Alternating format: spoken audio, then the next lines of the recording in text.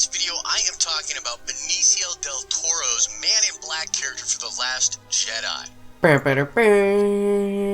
is up, YouTube? It's Josh. This is the Den of Nerds. Guys, in this video, I'm going to break down the character that Benicio Del Toro is playing in The Last Jedi. Now, we just had the Vanity Fair images go up on the website, giving us our first look at this character that they are simply calling DJ.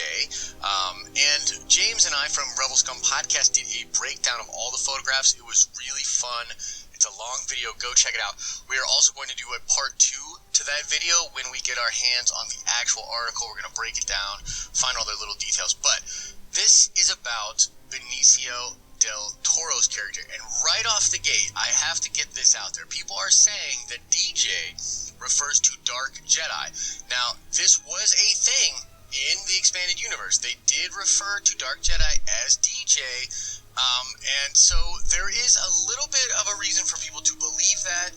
In this video, I'm going to talk about what DJ could mean, what I think the Benicio Del Toro character actually is, and at the end of the video, I will talk about whether or not he will be a Dark Jedi. So, let's talk about the look of the character first. He's all in black. We kind of knew this. He's, he looks like he's ready for business, man. I really like everything with the boots, the jacket, his just overall look. And I mean, like, look at this pose. I don't think this is on accident. Just like the Laura Dern pose. It's her from the back. She's all regal and looking real fancy. And this guy looks straight up suave. Looks really cool. Looks like he's about to sell you a Heineken. And he looks awesome. So I'm excited about the look of the character overall. Now, DJ is something they refer to him as for the article. They're saying that DJ is not even his real name, and they're still keeping this character very mysterious, which is cool. Also, it's worth noting that this character, DJ, and the Admiral character that's being played by Laura Dern are both creations of Rian Johnson. He created these characters in his script, and then the story group helped him kind of fit them into the overall canon, which I think is really cool. Also, guys, Bloodlines, which is a novel I think everyone should read and maybe reread if you've already read it in preparation for episode 8. This is because Rian Johnson was trading notes with Claudia Gray with regards to that book. There are specific scenes in Bloodline that will deal with what happens and the overall political state of the galaxy in The Last Jedi. So, very important that if you see where I'm going with this, basically Rian Johnson has these characters he created, and then he wanted to have something done in the Bloodline book. So, I think that it's possible that Laura Dern's character and Benicio Del Toro's character were either in Bloodline, or they are directly involved with something that happened in Bloodline, which is very, very interesting indeed. So, what could DJ mean? Well, here's the thing. If you look at this image, it's something I pointed out when I was talking to James. If you look at this image, down below in the crate, there is a little thing that says bank there, okay? Now, we know that this character is going to be involved with this casino planet in some way, shape, or form, okay?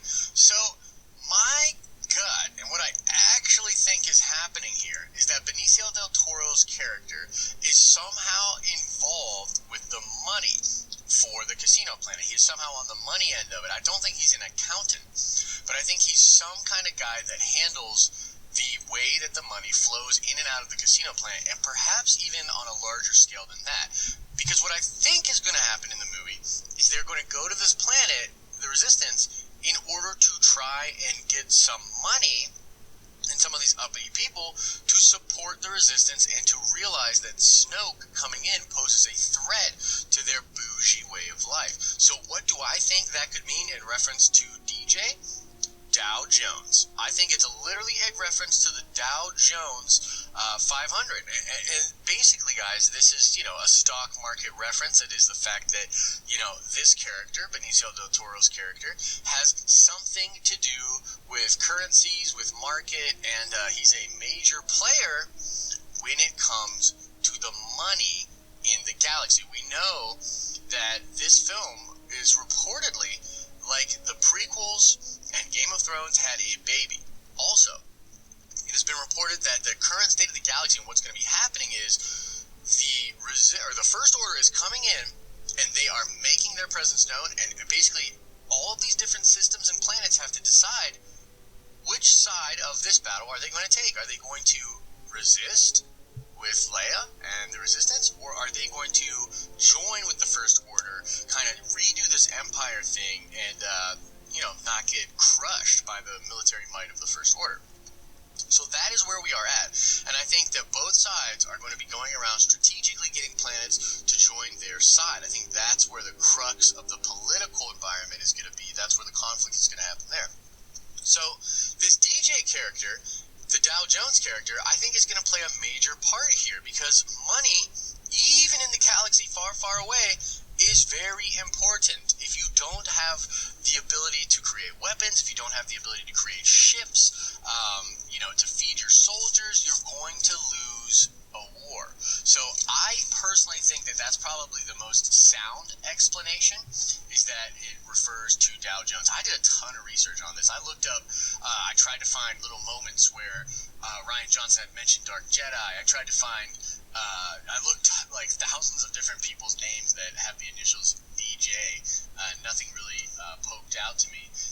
There's all sorts of craziness that DJ could mean, but the thing that really I think is important to note here is that Rian Johnson said, you'll see why we call him DJ. So, you'll see why we call him DJ. That's such an interesting word of phrase. It's like, okay, so that'll be obvious. Now, look, the Dark Jedi thing, I guess we'll get to the Dark Jedi thing right here, right now.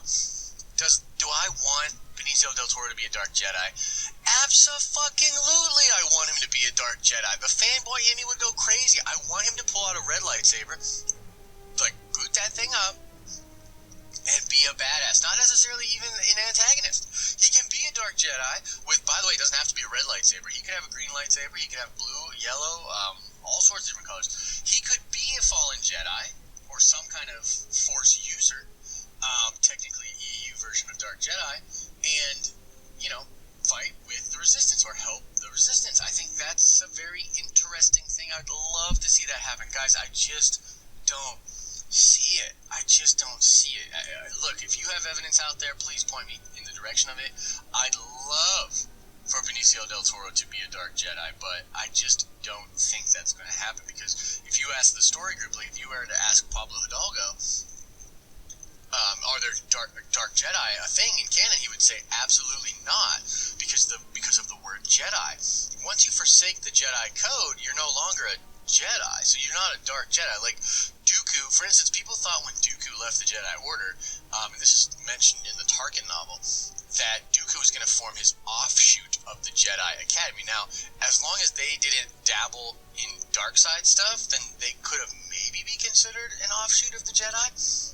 But that's kind of up for debate, and it's definitely not the same thing as a Dark Jedi. A Dark Jedi in Legends and in Expanded Universe was literally Jedi that embraced part of the dark side and utilized the dark side as well as the light side. So they're really, the difference between Dark Jedi and Great Jedi is the fact that Dark Jedi don't fear the dark side at all, but they do still tend on the light side of things. So, a Gray Jedi is actually more of a Jedi than a Dark Jedi, because the Gray, although they're kind of down the middle and they can accept from both, they don't give in to the power of the dark side. They're not attracted to the power. There were Dark Jedi out there that were, the only reason that they weren't Sith is because they never embraced that dogma either. So they're practically Sith. I would argue that if you had a Dark Jedi and you had a Gray Jedi, that the Dark Jedi could create some bleeding, that red effect that comes into the sabers, and I don't think a Gray Jedi would, because at the end of the day, I truly believe that Gray Jedi are more just a pure Jedi. If you go way back, like what Luke is doing, go way back to the original Jedi, to the original temples, right, to the Guardians of the Worlds. If you go back in the lineage, I think balance is what they were striving for. I don't think it was a strict adherence to the light side, and it certainly wasn't dogmatic views and principles listed out. So I think Gray Jedi are more like just regular Jedi. Dark Jedi are the Jedi that were like, yo, that dark side stuff's pretty sick. I think that Force lightning's kind of dope. Can you imagine having that to my arsenal? And by the way, I want to bang a bunch of chicks. I don't want to be celibate. That's stupid. That's Dark Jedi, right? That's more of what we're talking about here. So, is it possible? Yes. I just don't see it, guys. I want to. Please, someone find a piece of information so I can convince myself that it is Dark Jedi. I'd love for that to be the case, but my money right now is actually, I love how I said that, my money. My money right now is on the Dow Jones. I think that that's the safe play. Look at the evidence, the bank crate, the money situation. That's what we're doing here. That's the game. And doesn't he look kind of just like a guy that's like a swindler, a guy involved with money? Especially when it comes to like casinos and stuff. I'm imagining if you've ever actually seen the movie Casino, there were people like that, you know, they're bruisers, man. They'll bust you up, and they were in charge of the money. So, like, think Robert De Niro in Casino. That could be who this DJ guy is, and they just call him the Dow Jones or whatnot. So, that's kind of what I wanted to do in this video. Please, go watch that other video I did with James. It is very awesome. I'm also doing a video that will touch upon the Mace Windu comic book series that is upcoming, and I know that's way overdue, but my original video file for that got corrupted, so I had to do a new one. Tons of Star Wars stuff coming at you guys. We're continuing our Injustice 2 coverage as well. The comic book stuff, tons of the regular nerdy goodness, and so just make sure you subscribe to the channel so you can get all of that, and like this video. It actually legitimately helps out. I probably don't say it enough in videos, but yeah, please like this video, guys. It really does help us out here. And go subscribe to the Rebel Scum podcast channel too, because we do a ton of content with them. I'm always on James's channel. James is always on over here, and love those guys. And if you love Star Wars the way I do, you're gonna want to subscribe to that channel. They do great stuff over there. That's all I've got for now, guys. Hit me up in the comment section. As I always say, I hope you are having an